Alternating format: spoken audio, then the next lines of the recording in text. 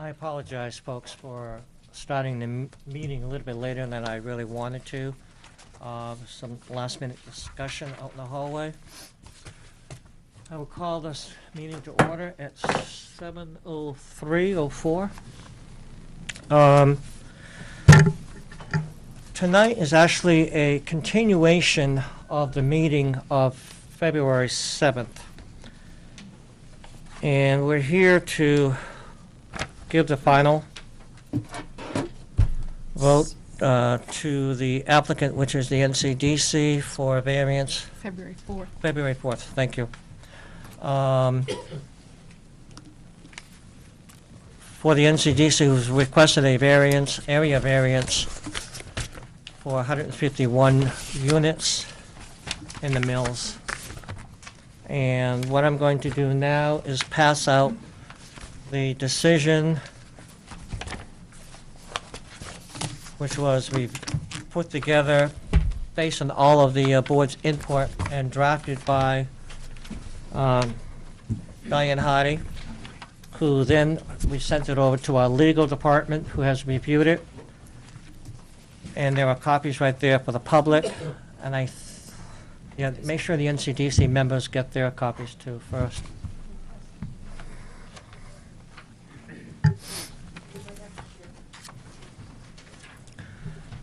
I'm going to give the board a few moments to read this. They have not seen this document. It was released today at about 4 o'clock this afternoon, and I just read it about 20 minutes ago myself. You have any extra copies? No? No, I want Here. to. There's two right here. Brian Hart, if you'd like an extra copy, we have one here for you to look at. And Jay, because you're both members of the NCDC. Okay. We have received additional correspondence from some of the public. Some is in favor, some is against. However, because the public hearing has been closed, those will not be read this evening. However, they will be in the file for public view if the public wants to take a look at them. And while the board is reading this document, I will say this has not been an easy decision for any board member. It's been very difficult, so, you have a question? Oh, okay. Have you read it? We're trying to read. Okay. So I'll keep quiet so you can read it. Attention deficit. Yeah.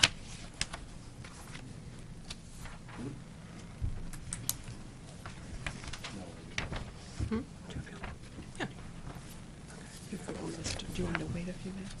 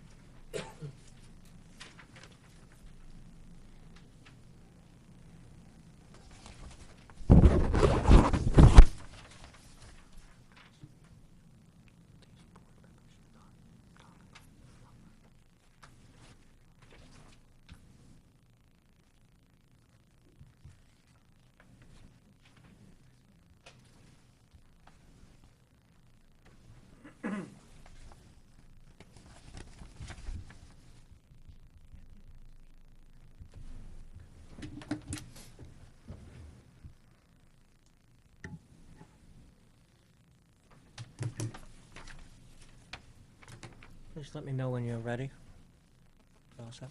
You all set? You all set? Jay, how you doing over there? Almost done. Okay.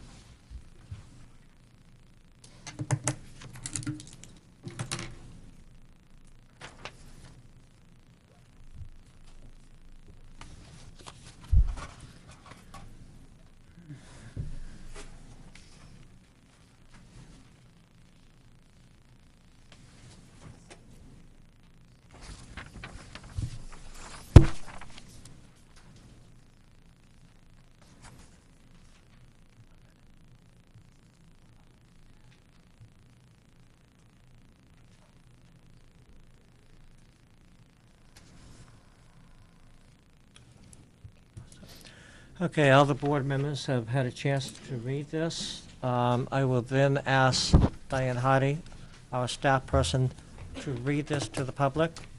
For those at home that don't have copies, and for the public here who don't have copies. Would you please proceed? Certainly. The Town of Newmarket Zoning Board of Adjustment regarding the application of the Newmarket Community Development Corporation. Decision in order. This matter concerns the application of the Newmarket Community Development Corporation applicant, or NCDC, seeking variances from certain restrictions found in the Newmarket zoning ordinance. Specifically, the applicant seeks relief from Section 303B of the maximum residential density as specified in the dimensional table, which limits the residential density in the M1 district to 20 units per acre. Also from Section 7.02, paragraph C, subparagraph 3, which requires the density to be 1 unit less than the maximum density that would otherwise apply when non-residential uses are permitted in a mixed-use development. The subject properties are identified as tax map U2, lots 365, 366, and 367. Having held public hearings on the application on January 7th and February 4th, 2008, the Zoning Board of Adjustment finds and rules as follows. The subject properties lie in the heart of downtown Newmarket in the town's historic Mill District and are sandwiched between the Lamprey River on the east and Main Street on the west. The site consists of 2.25 acres of land upon which are a number of brick, granite, and concrete former mill buildings. These buildings are identified as J, K, L, and M and are located along the Lamprey River, while buildings N and N1 front on Main Street. With the exception of a small portion of one of the buildings that is leased by the Souflex Company, also known as Regal Manufacturing Company, the buildings are vacant and have been so for some years. The buildings were once the home of the Newmarket Manufacturing Company, a textile mill which during its heyday in the 19th century was the economic mainstay of the community. The applicant testified that the total net usable area of the buildings is 123,000 square feet. The properties have been owned by the NCDC since 1997, and the NCDC has been actively working to redevelop the mills in order to arrest deterioration of the buildings, preserve them as important historic resources, and put the buildings back into a productive and economically viable use so as to enhance the local tax base as envisioned in the Town of Newmarket Master Plan 2001. The applicant has entered into an agreement with a developer, College Street LLC, also known as the College Street Management CSM, to construct a mixed-use redevelopment to the property. The developer proposes to convert the mills into a maximum of 151 rental apartments, of which 15 units would be constructed as artists' living/work lofts. The remaining units would be a mix of 1- and 2-bedroom units, although the exact mix and the exact number have not been finally determined. The mixed-use proposal also includes approximately 14,000 square feet of retail commercial space, of which there would be a minimum of 2,500 square feet set aside for community/public access use. Under the current zoning ordinance, the applicant is allowed only 45 residential units based on the size of the parcels. The applicant argues, however, that 151 units are needed, an increase in density of over 3 times that allowed as a matter of right to make the project economically feasible. Although no data was initially submitted to support the applicant's claim regarding economic feasibility, after prodding by the ZBA, an unsigned memorandum dated February 4th, 2008, from CSM was submitted to the board at its second public hearing on that same date. In a perfunctory fashion, the memo describes the financial assumptions which are said to support the asserted need to be allowed to construct up to 151 residential units. While we are acutely aware that rehabilitation of the mills in question is important to Newmarket, we cannot abdicate our responsibility to fairly weigh the evidence presented to us, and we acknowledge that members of the board bring to this matter against the demands imposed upon the applicant under the variance criteria. In order to obtain the area variances sought, the applicant must satisfy each of the 5 criteria articulated in Boschia versus the City of Portsmouth, 151, New Hampshire, 85, 2004.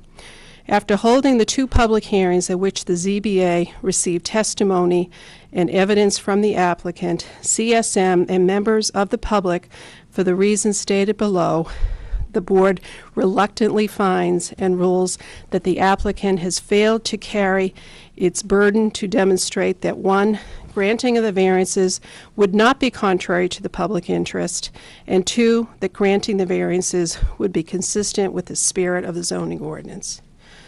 1, granting of the variance would be contrary to the public interest. There were significant concerns raised about the location of parking facilities across the street from the project and the large number of pedestrians, likely to be in excess of 300 per day, who would be crossing and recrossing Main Street, Route 108, the main thoroughfare in town, to and from the project each day. Main Street is a major regional transportation arterial. We find and rule that these concerns are legitimate and that this major increase in the flow of pedestrians would result in dangerous and unsafe conditions, not only for the residents of and visitors to the project, but also for motorists traveling through the already congested downtown area. Further, we find that interruptions in the flow of traffic, vehicular traffic caused by the pedestrians would likely result in unreasonable delays and conflicts, thus increasing the potential for traffic accidents and possible increased response time for fire, police, emergency medical vehicles trying to exit and traverse the area. We also find and rule that the residential density required by the applicant would, if implemented, cause unacceptable overcrowding along with the attendant noise, activity, and commotion, thereby negatively affecting the quality of life for the downtown for visitors as well as residents. In sum, based on the foregoing, we find and rule that granting the requested variances would unduly and in a marked degree conflict with the zoning ordinance, such that granting the variances would violate the ordinance's basic zoning objectives to ensure public safety and welfare by preventing overcrowding and avoiding the creation of undue risks to the safety of both pedestrians and the motoring public. Item 2, granting of the variance would not be consistent with the spirit of the zoning ordinance. We are aware of the court's teachings that the requirement that the variance not be contrary to public interest is related to the requirement that the variance be consistent with the spirit of the ordinance. Malachi Glenn Associates versus the Town of Chichester. Based on the findings and rulings stated above, the granting of the variance would be contrary to the public interest. We also find and rule that granting the variances would not be consistent with the spirit of the ordinance. The general purpose of zoning is to guide development in such a way as to provide for the public health, safety, and general welfare of the community, and to make the town a safe and desirable place to live and work and visit.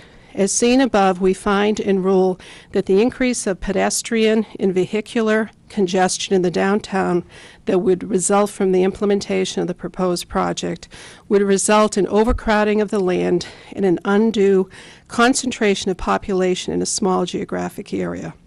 Moreover, the project, if approved, would pose undue risks to the safety of pedestrians using the downtown and motorists passing through, all contrary to one of the central purposes of zoning, which is to facilitate the adequate provision of transportation.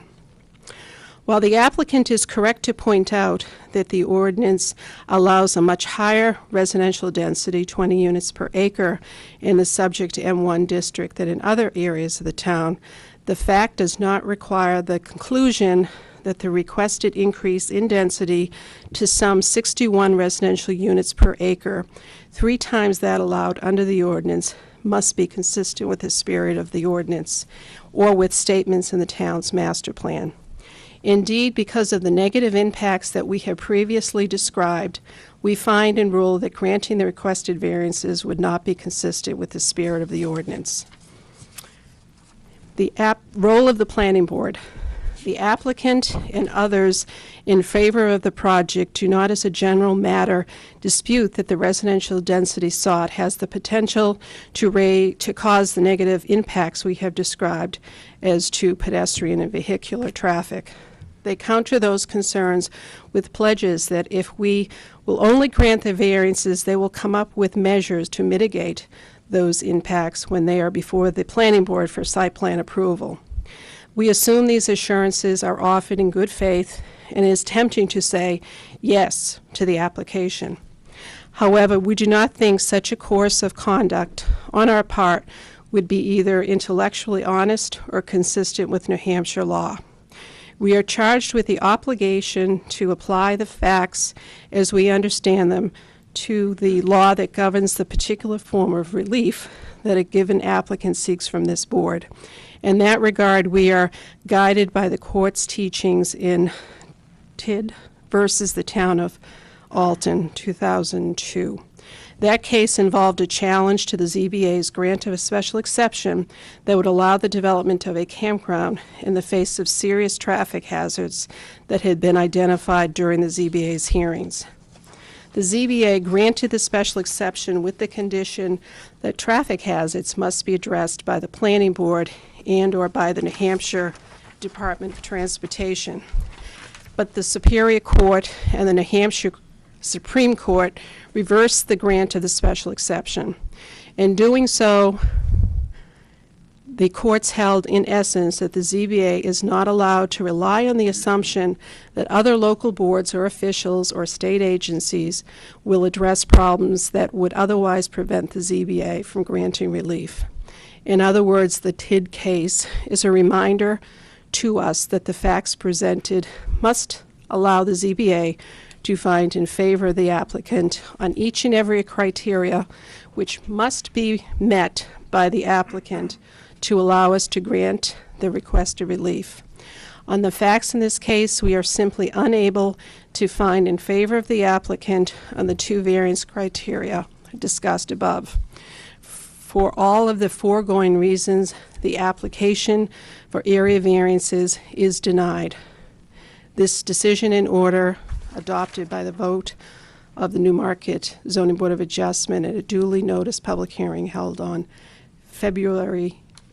duly noticed public meeting held on February 11th, 2008, Newmarket Zoning Board of Adjustment. Thank you.